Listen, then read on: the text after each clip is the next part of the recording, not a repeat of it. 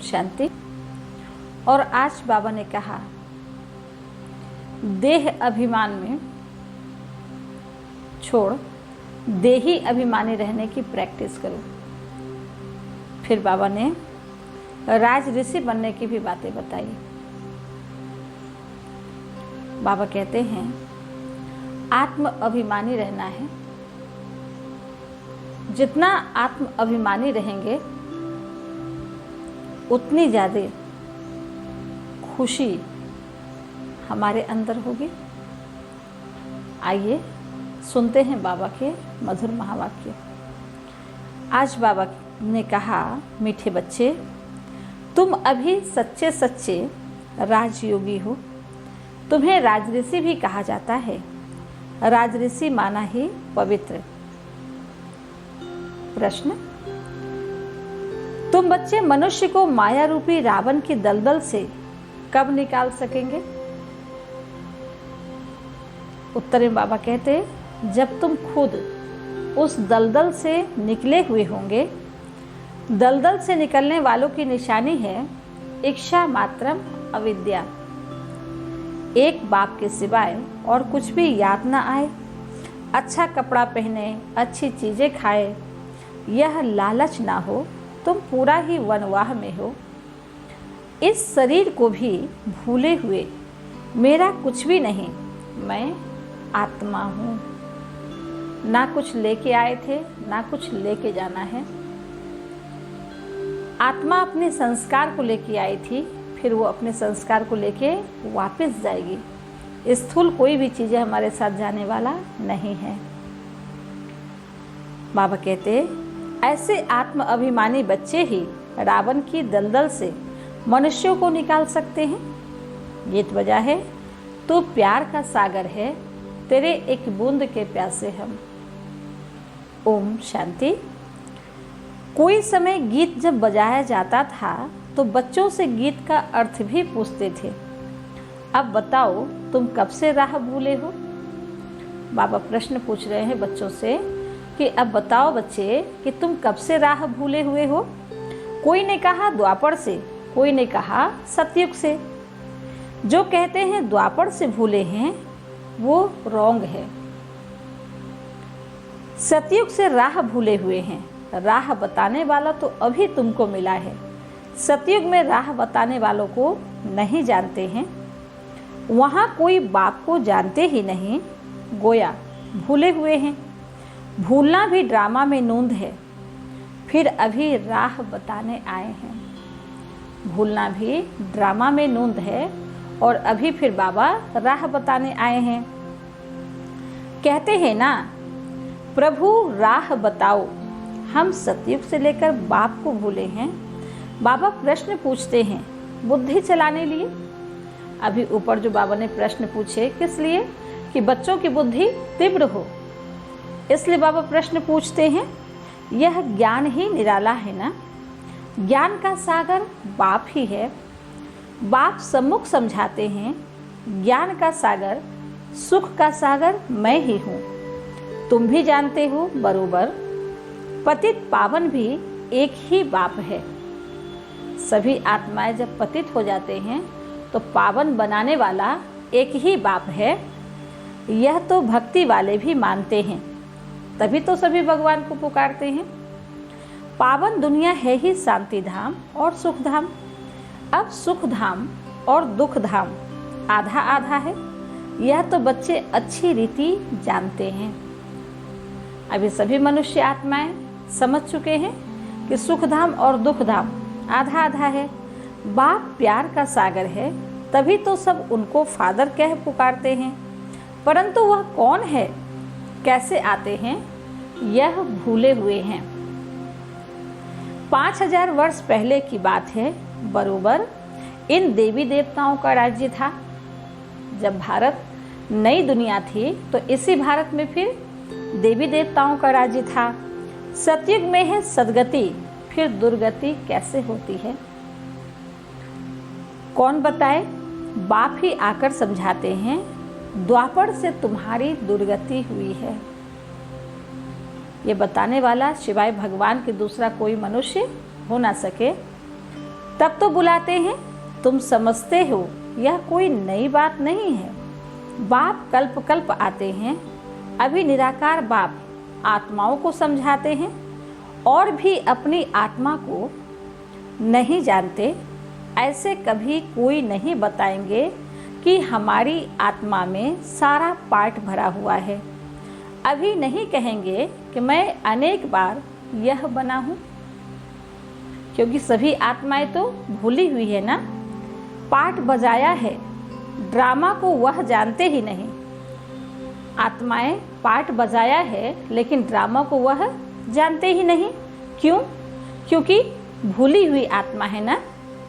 करके लाखों हजार वर्ष कहे फिर भी ड्रामा तो है ना। ड्रामा रिपीट होता है, यह तो कहेंगे ना। यह ज्ञान बाप ही बच्चों को सम्मुख देते हैं। मुख से बात कर रहे हैं। तुम जानते हो हमको शिव बाबा ने ब्रह्मा बाबा द्वारा अपना बनाए ब्राह्मण बनाया है। शिव बाबा का यह भी बच्चा है, बन्नी स्त्री भी है। ब्रह्मा बाबा शिव बाबा का बच्चा भी है, बन्नी स्त्री भी है। देखो कितने बच्चों की संभाल की जाती है। जब नए नए में बहुत सारे बच्चे समर्पित हुए थे, बहुत सारे बच्चे बाबा की यज्ञ में आए थे, तो सबकी संभाल तो बाबा को ही करनी होती थी और बाबा की जो फैमिली थी उन्हों को ही करनी होती थी। तो अकेले मेल होने के कारण सरस्वती को मदार बनाया है, जिसको आज हम सभी मम्मा के नाम से जानते हैं कि बच्चों को संभालो। यह बातें शास्त्रों में नहीं है, यह संगम की बातें शास्त्रों में नहीं है, इसलिए मनुष्य आत्माएं मुंझ पड़े हैं। यह है प्रैक्टिकल। बाप ही राजयोग सिखाते हैं। जिनको राजयोग सिखाया वह राजाएं बने। 84 जन्मों में आए। बाइबिल, कुरान, वेद, शास्त्र आदि पढ़ते तो बहुत हैं, परंतु समझते कुछ भी नहीं हैं। अभी तुम कोई तत्व योगी नहीं हो। तुम्हारा तो बाप से योग है, अर्थात बाप की याद है। तुम अभी राजयोगी, राज ऋषि हो। योगी पवित्र को कहा जाता है। स्वर्ग की राजाई लेने लिए तुम योगी बनते हो। जो पवित्र होते हैं वही योगी बनते हैं। और अभी तो बाबा राज ऋषि बना रहे हैं, राज योगी बना रहे हैं। बाप पहले पहले कहते हैं पवित्र बनो, पहले पवित्र बनो। योगी नाम ही उनका है। जो पवित्र बनते हैं वही योगी बनते हैं। तुम सब राजयोगी हो।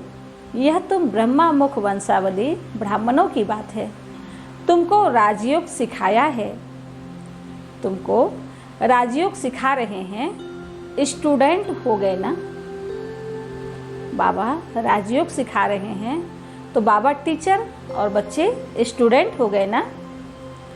स्टूडेंट को कब टीचर भूलेगा क्या? अगर टीचर स्टूडेंट का भी रिश्ता रखते हैं तो कब स्टूडेंट टीचर को भूलेगा क्या? क्यों? क्योंकि टीचर से तो प्राप्ति हो रही है। जानते हो शिव बाबा हमको पढ़ा रहे हैं, परंतु माया फिर भी भुला देती है। शिव बाबा पढ़ा रहे हैं, इतना ऊंच बना रहे हैं, परंतु माया फिर भी भुला देती है। तुम अपने पढ़ाने वाले टीचर को भूल जाते हो।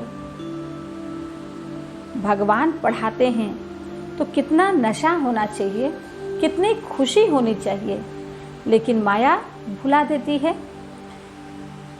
यह समझे तब तो नशा चढ़े। स्कूल में ICS पढ़ते हैं तो कितना नशा रहता है।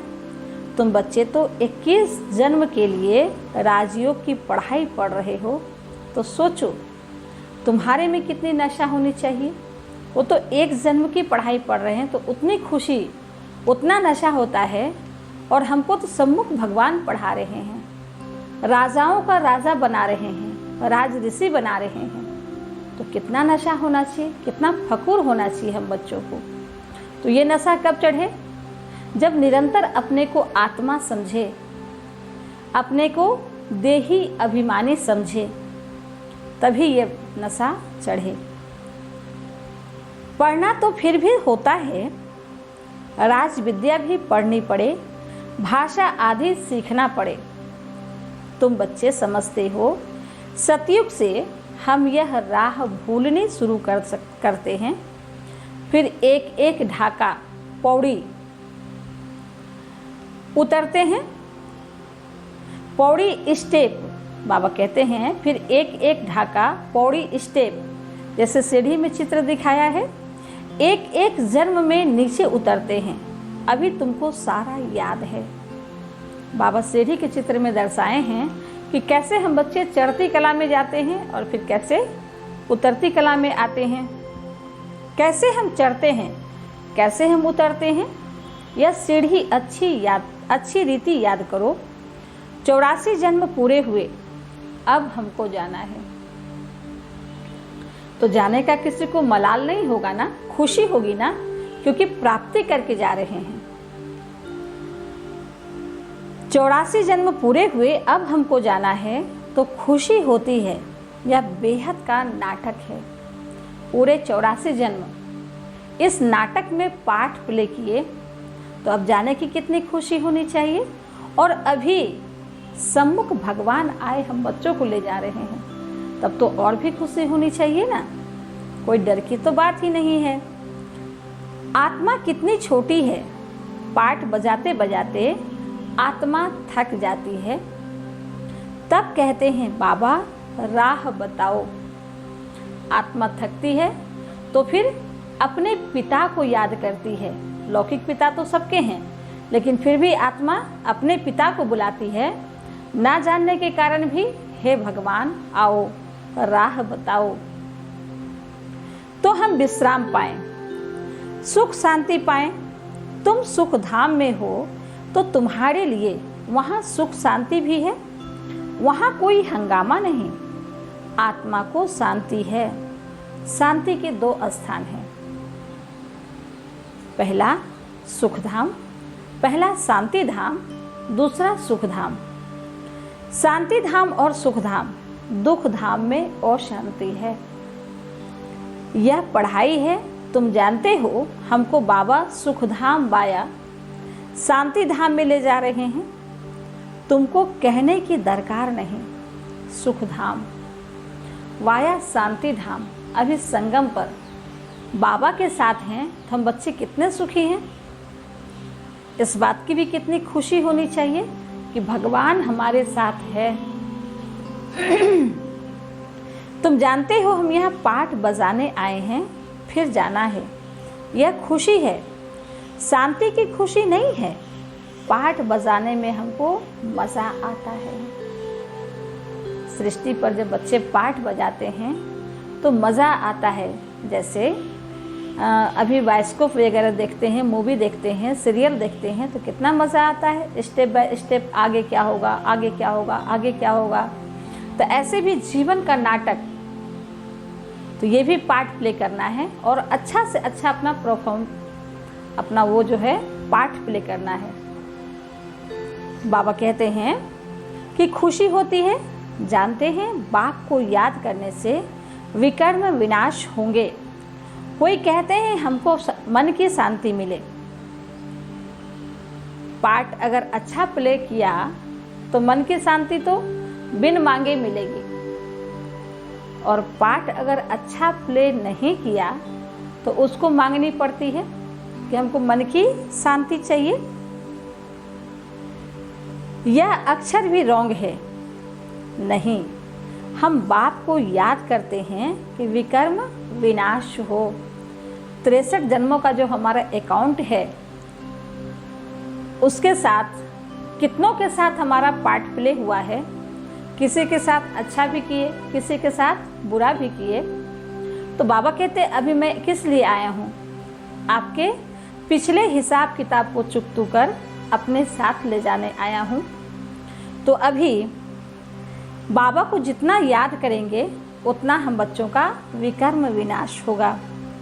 शांत तो मन रह ना सके, कर्म बिगर रह नहीं सकते, क्योंकि ये सृष्टि क्या है? कर्म क्षेत्र है। यहाँ कर्म बगैर कोई भी आत्मा रह ना सके। बाकी महसूसता आती है, हम बाप से पवित्रता, सुख, शांति का वर्षा ले रहे हैं, तो खुशी होनी चाहिए। जब वर्षा मिलती है तो खुशी होनी चाहिए। यह तो है ही दुख धाम, इसमें सुख हो नहीं सकता। मनुष्य शांति धाम, सुख धाम को भूल गए हैं। मनुष्य शांति धाम को और सुख धाम को भूल गए हैं। इतने नाटक में उलझ गए हैं कि सब कुछ मनुष्य आत्माएं भूले पड़े हैं। तो जिनको बहुत पैसे हैं, समझते हैं हम सुख में हैं। सन्यासी घर बार छोड़ जंगल में जाते हैं, कोई हंगामा तो है नहीं, तो शांत तो हो जाते हैं, परंतु वह हुआ अल्पकाल के लिए। शांत तो हो जाते हैं, लेकिन वह हुआ अल्पकाल के लिए। आत्मा का जो शांति स्वधर्म है, उसमें तुम शांति में रहते हो। यहाँ तो प्रवृत्ति में आना ही है, पाठ बजाना ही है।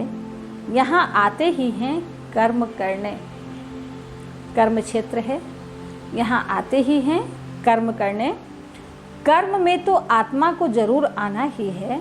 तुम बच्चे समझते हो, यह समझाने बेहद का बाप दे रहे हैं, निराकार। भगवानुवाच, अब तुम जानते हो हम आत्मा हैं, हमारा बाप परम आत्मा है। परम आत्मा माना परमात्मा। उनको यह आत्मा बुलाती है। वह बाप ही सर्व का सद्गति दाता है। अब बाप कहते हैं, बच्चे देही अभिमानी बनो, यही मेहनत है। जब बच्चे बाप को बुलाती है, आत्मा परमात्मा को बुलाती है, तो बाबा सबसे पहले क्या शिक्षा देते हैं कि अपने को देही अभिमानी समझो, क्योंकि देह अभिमान में आते आते अपने को बहुत दुख पहुंचाया, कष्ट पहुंचाया। लेकिन अब देही अभिमानी बनना है। आधा कल्प से जो खाद पड़ी है, वह इस याद से ही निकलेगी। तुमको सच्चा सोना बनना है। जैसे सच्चे सोने में खाद मिलाए फिर जेवर बनाते हैं, तुम असूल में सच्चा सोना थे, फिर तुम्हारे में खाद पड़ती है। कब से खाद पड़ती है? द्वापर से। अब तुम्हारी बुद्धि में है, हमने पाठ बजाया है, अब हम जाते हैं पियर घर। पाठ बजाया है और अब हमको चलना है पियर घर। जैसे विलायत से जब पियर घर लौटते हैं तो खुशी होती है, तुम्हें भी खुशी है। हम जानते हैं बाबा हमारे लिए स्वर्ग लाया है। बेहद के बाप की सौगात है। जब बेहद के बाप आते हैं तो हमारे लिए सौगात, स्वर्ग सौगात में लेकर के आते हैं। बेहद की बादशाही अर्थात सद्गति। सन्यासी लोग मुक्ति की सौगात पसंद करते हैं। वो इस सृष्टि चक्र से दूर रहना चाहते हैं। वो बाबा कहते हैं कि वो मुक्ति की सौगात पसंद करते हैं। कोई मरता है तो भी कहते हैं स्वर्गवासी हुआ। सन्यासी कहेंगे ज्योति ज्योत समाया, जिसमें सब मिल जाएंगे। वह तो रहने का स्थान है। परम धाम हमारा रहने का स्थान है, कोई समाने का स्थान नहीं है जहाँ हम आत्माएं रहती हैं। बाकी कोई ज्योति व आग थोड़ी है जिसमें सब मिल जाए। ब्रह्म महातत्व है जिसमें आत्माएं रहती है। बाप भी वहाँ रहते हैं, वह भी है बिंदी। बिंदी का किसको साक्षात्कार हो तो समझ नहीं सकेंगे। बच्चे बहुत कहते हैं बाबा याद करने में दिक्कत होती है, बिंदी रूप को कैसे याद करें? आधा कल्प तो बड़े लिंग रूप को याद किया, वह भी बाप समझाते हैं बिंदी की पूजा हो न सके। इनका मंदिर कैसे बनाएं? बिंदी तो देखने में भी ना आए, इसलिए शिवलिंग बड़ा बनाते हैं। बाकी आत्माओं के सालिग्राम तो बहुत छोटे छोटे बनाते हैं। जब शिव बाबा सृष्टि पर आते हैं तो आत्माओं को पावन बनाते हैं। तो जहाँ भी मंदिर शिव बाबा का मंदिर बनता है वहाँ छोटे छोटे सालिग्राम्स भी बनाए जाते हैं। ये यादगार अभी के समय का है कि बाबा के साथ बच्चे जरूर रहते हैं। छोटे छोटे बनाते हैं, अंडे मिसल बनाते हैं। कहेंगे पहले यह क्यों नहीं बताया? परमात्मा बिंदी मिसल है। बाप कहते हैं उस समय यह बताने का पार्ट ही नहीं था। कोई भी बात बाबा स्टेप बाय स्टेप बताते हैं, जब जिसका पार्ट होता है तब वो बताते हैं। अरे तुम ICS शुरू से क्यों नहीं पढ़ते हो? पढ़ाई के भी कायदे हैं ना। कोई ऐसी बात पूछे तो तुम कह सकते हो अच्छा। बाबा से पूछते हैं, यहाँ तो मनमर्जी नहीं चलानी है ना, यहाँ श्रीमत है। वह हमारे से बड़ी टीचर है, उनसे लिखकर पूछते हैं। बाबा को बताना होगा तो बताएंगे, वह तो कहेंगे आगे चलकर समझ लेना। बाबा समझाने किस में देंगे? मुरली में देंगे। बाबा का मुरली, बाबा का महावाक्य। अगर आगे पीछे कुछ समझना है तो निरंतर मुरली को सुनना व पढ़ना है, तभी बाबा की समझानी, बाबा की श्रीमत आप बच्चों को हर रोज मिलती रहेगी। और फिर इसको जीवन में उतार करके अपने आत्मा को पावन बनाना है। एक ही टाइम तो नहीं सुनाएंगे, यह सब है नई बातें। तुम्हारे वेद शास्त्रों में जो है बाप बैठ सार बनाते हैं, सार बताते हैं। यह भी भक्ति मार्ग की नूंद है, फिर भी तुमको पढ़ने ही होंगे। यह भक्ति का पाठ बजाना ही होगा, पतित बनने का भी पाठ बजाना है। कहते हैं भक्ति में दुबन में फंस गए हैं। बाहर से तो खूबसूरती बहुत है, जैसे रुंड के पानी का मिसाल देते हैं। भक्ति भी सुहानी आकर्षक बहुत है। बाप कहते हैं यह रुंड का पानी है, मृग तृष्णा समान। इस दुबन में फंस जाते हैं। भक्ति का भपका तो इतना है कि इस दुबन में फंस जाते हैं, फिर निकलना ही मुश्किल हो जाता है, एकदम फंस पड़ते हैं। जाते हैं औरों को निकालने, फिर खुद ही फंस पड़ते हैं। ऐसे बहुत फंस पड़े। आश्चर्यवत सुनंती कथनती, औरों को निकालवंती, चलते चलते फिर खुद फंस पड़ते हैं। कितने अच्छे अच्छे फर्स्ट क्लास थे, फिर उनको निकालना बड़ा मुश्किल हो जाता है। बाप को भूल जाते हैं तो दुबन से निकालने में कितनी मेहनत लगती है। कितना भी समझाओ बुद्धि में नहीं बैठता। अब तुम समझ सकते हो कि हम माया रूपी रावण की दलदल से कितना निकले हैं। अब बाबा कहते अपने आप को चेक करो कि माया रूपी दलदल से हम कितना निकले हैं। जितना जितना निकलते जाते हैं उतना उतना खुशी होती है।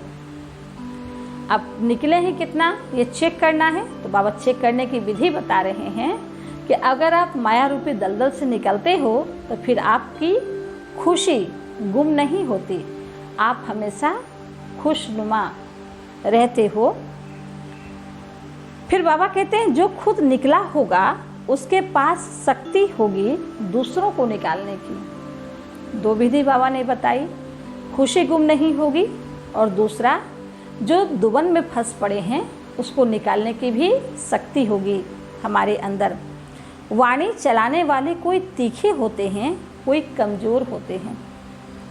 भील और अर्जुन का भी मिसाल है ना। अर्जुन साथ रहने वाला था, अर्जुन साथ रहने वाला था। अर्जुन एक को नहीं जो बाप के बनकर बाप के साथ रहते हैं उनको कहा जाता है अर्जुन। साथ में रहने वाले और बाहर में रहने वाले की रेस कराई जाती है। भील अर्थात बाहर रहने वाला तीखा चला गया। दृष्टांत एक का दिया जाता है, बात तो बहुतों की है। तार भी यह ज्ञान का है, तीर भी यह ज्ञान का है। बाबा कहते कि साथ रहने वाले और दूर रहने वाले दोनों का एग्जाम्स होता है। तो साथ वाले कितने पुरुषार्थ करते हैं और दूर वाले कितने पुरुषार्थ करते हैं। तो एग्ज़ाम कोई मिसाल तो एक का ही दिया जाता है ना। तो बाबा कहते हैं हर एक अपने को समझ सकते हैं हम कितना बाप को याद करते हैं, और कोई की याद तो नहीं आती है। अच्छी चीज़ परखने व खाने की लालच तो नहीं रहती। अच्छी चीज़ पहनने व खाने की लालच तो नहीं रहती। यहाँ अच्छा पहनेंगे तो वहाँ कम हो जाएगा। हमको यहाँ तो वनवाह में रहना है। जैसे कन्याओं की शादी होती है तो कन्याएं पहले क्या करती है, मैले कुचैले कपड़े पहनती है। उसके बाद जब वो फ्रेश होती है, तैयार होती है, तो 16 श्रृंगार से सजती है। तो बिल्कुल उसी प्रकार से हम बच्चे अभी कहाँ हैं, वनवाह में हैं। फिर जब अपनी नई दुनिया में जाएंगे तो फिर 16 कला संपूर्ण बनेंगे और फिर साज सज्जा देवी देवता के समान फिर हमारा श्रृंगार होगा। तो अभी अगर लालच हवस रखेंगे तो फिर वो वहाँ पद कम हो जाएगा। बाबा कहते हैं तुम अपने इस शरीर को भी भूल जाओ, यह तो पुराना तमो प्रधान शरीर है। तुम स्वर्ग के मालिक बनते हो। इच्छा मात्रम अविद्या, इच्छा मात्रम अविद्या। बाप कहते हैं तुम यहाँ जेवर आदि भी नहीं पहनो। क्यों? अब नहीं पहनने का कारण भी आज बाबा स्पष्ट कर रहे हैं, तो ध्यान से सुनिए। कई ऐसे भी प्रश्न पूछते हैं कि ब्रह्मा कुमारियाँ सिर्फ ऐसे सादा सादा क्यों रहती है।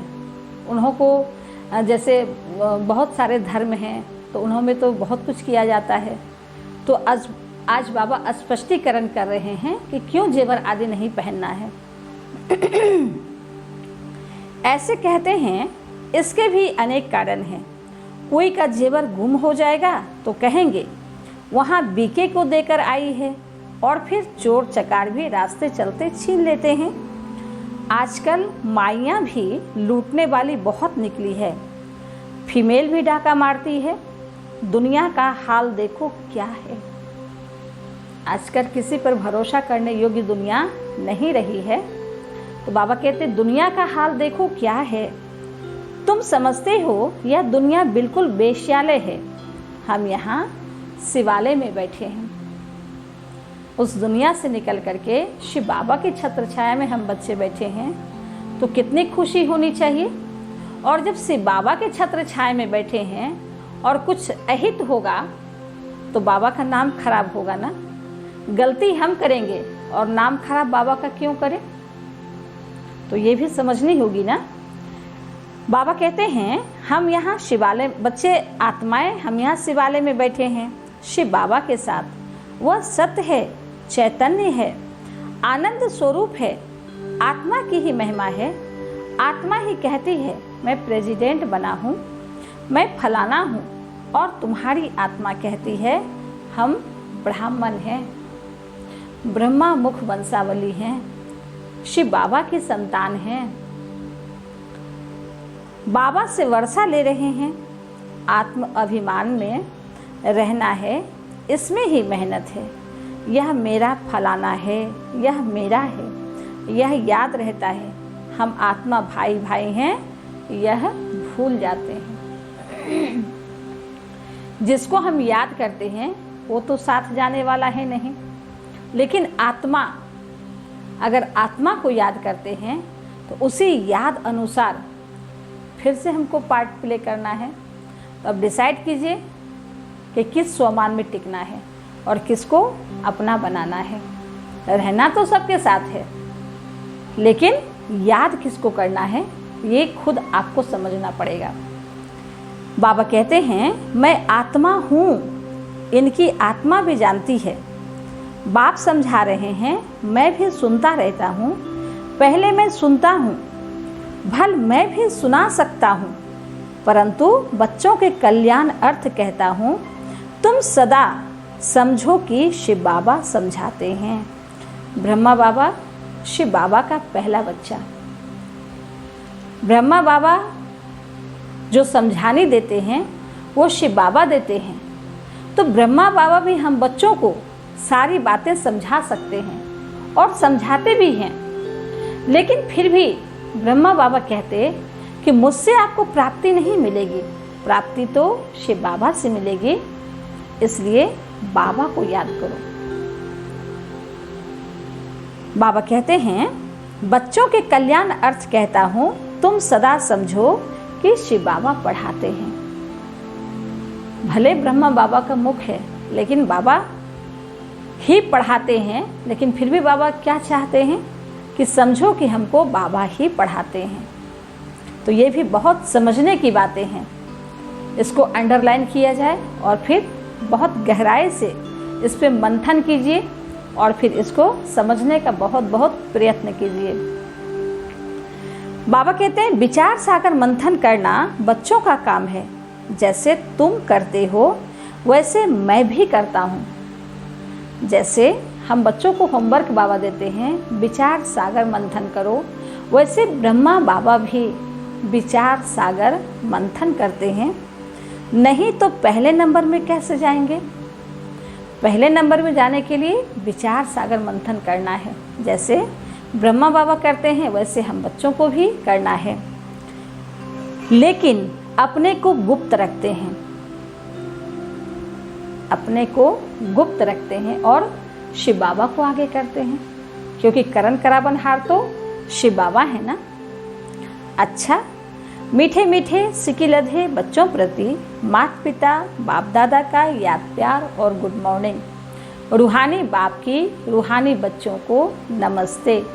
हम रूहानी बच्चों की रूहानी माता पिता बाप दादा को याद प्यार गुड मॉर्निंग और नमस्ते नमस्ते नमस्ते।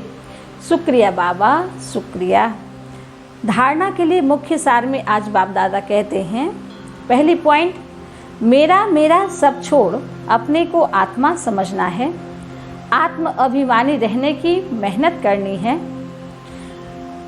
यहाँ बिल्कुल वनवाह में रहना है, कोई भी पहनने खाने की इच्छा से इच्छा मात्रम अविद्या बनना है।